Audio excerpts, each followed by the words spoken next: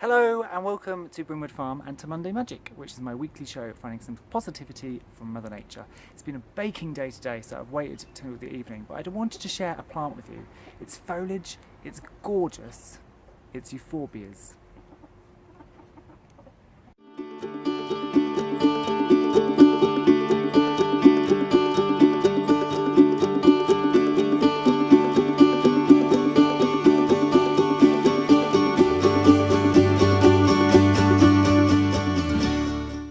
Now euphorbias are a really great garden plant, but they're often overlooked because the flowers I think aren't that special, but the foliage is really beautiful.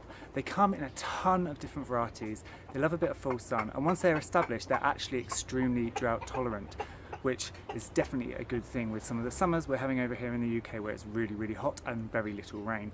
I've got two specimens. Now although they do like full sun, mine are actually in semi-shade and they seem to be thriving. The first is this lovely variety that I'm sitting next to, purpurea.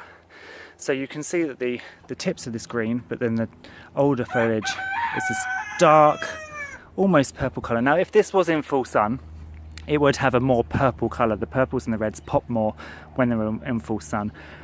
But it's actually doing wonders in this shady bed as well, and I love it here. And the other thing I love about this is that red stem. Isn't that gorgeous?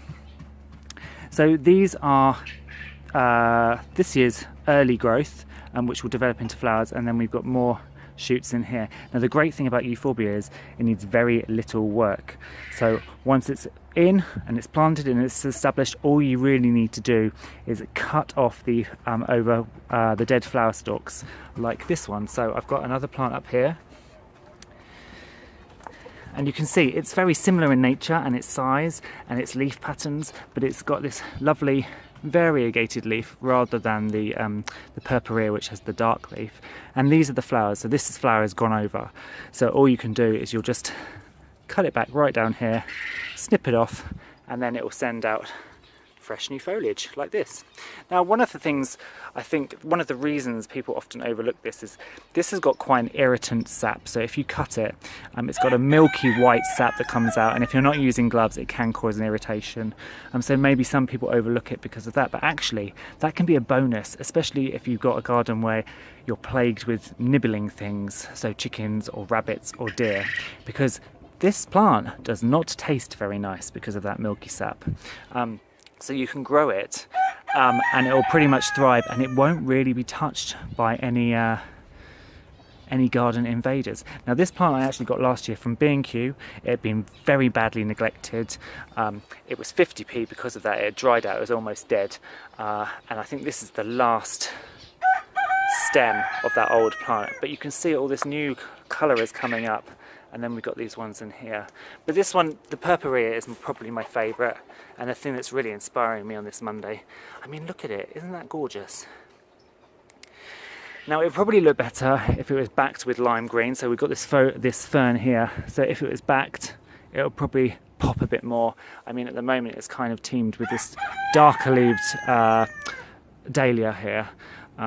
So with a bit more green it would pop more, but I still think it's pretty amazing. And these flower stems, as they grow, will get more of the red coming out, and they'll get higher and higher and higher, so you get this long red and then the flowers on top, which will look rather stunning.